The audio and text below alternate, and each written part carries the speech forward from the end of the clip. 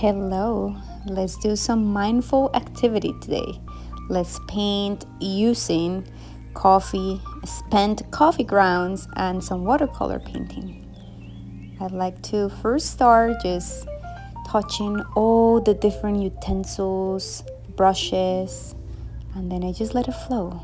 I don't think too much about what I'm gonna paint. I just let the brush explore the canvas.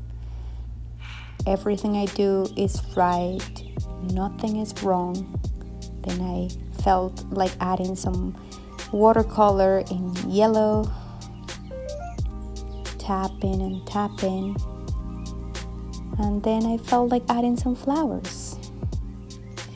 It's all about free playing, about doing an activity mindfully, putting all the love and care and enjoying that time with ourselves.